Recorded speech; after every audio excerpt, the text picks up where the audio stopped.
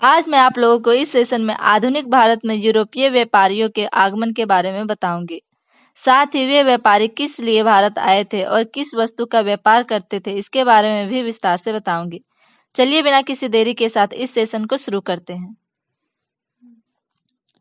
सबसे पहले आधुनिक भारत में पुर्तगालियों का आगमन हुआ था। प्रथम पुर्तगाली यात्री जो कि भारत में यात्रा करने के लिए आए थे, वे वास्को डी गामा थे।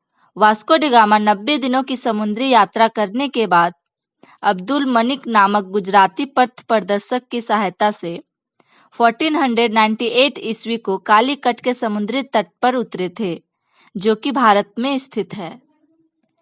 कालीकट के शासक जमोरिन ने वास्को डी गामा का स्वागत किया था। पुर्तगालियों के भारत आगमन से तंबाकू की खेती, जहाज निर्माण तथा प्रिंटिंग प्रेस की शुरुआत हुई थी। यह माना जाता है कि वास्को डी गामा भारत मसालों के व्यापार के लिए आया था।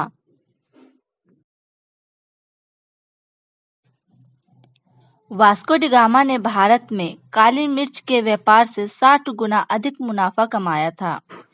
इस मुनाफा को देखते हुए उसने पुर्तगालियों को भारत में व्यापार करने के लिए प्रोत्साहित किया और तभी से ही पुर्तगालियों का व्यापार भारत में प्रारंभ हुआ था।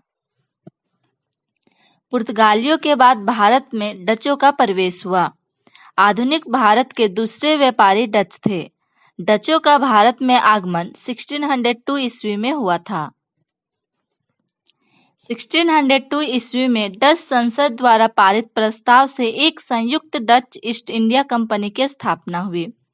इस कंपनी को डच संसद द्वारा 21 वर्षों के लिए भारत और पूर्वी देशों के साथ व्यापार करने और आक्रमण करने के लिए अधिकार पत्र पारित किए गए थे।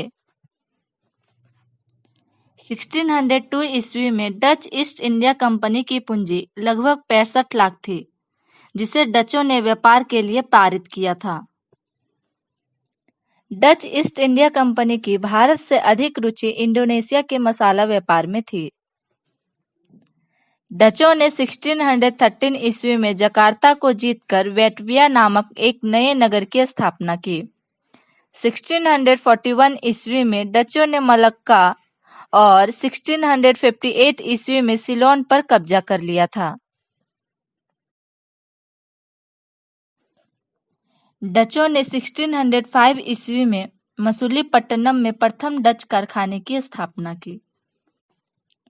डचों द्वारा भारत से नील, सोरा और सूती वस्त्र का निर्यात किया जाता था। इन्हीं कारणों की वजह से भारत में सूती वस्त्र का उद्योग अपने चरम सीमा पर स्थित था। इससे आगे हम देखेंगे कि डचों ने किन किन स्थानों पर अपने कारखाने स्थापित किए थे, जिसमें से फर्स्ट कारखाना 1610 ईस्वी में पुलिकट में स्थापित हुआ था।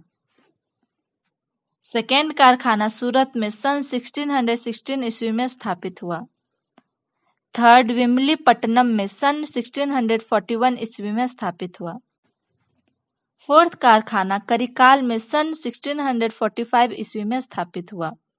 5 चिंसुरा में सन 1653 ईस्वी में स्थापित हुआ। 6 कारखाना कोचीन में सन 1663 ईस्वी में स्थापित हुआ तथा लास्ट 7th कारखाना बारसोरा नागपट्टनम में 1658 ईस्वी में स्थापित हुआ था।